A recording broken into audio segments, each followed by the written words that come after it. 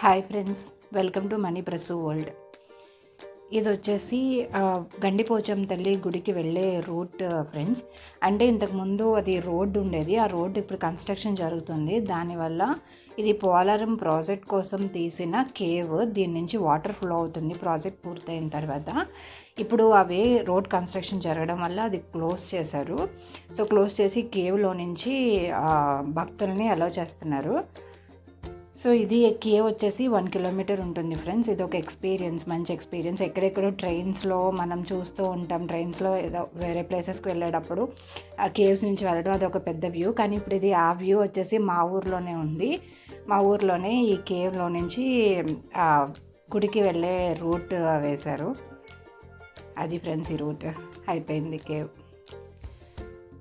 ఇది approx 1 kilometre ఉంది. ఇటు నుంచి నార్మల్ ఘాట్ రోడ్.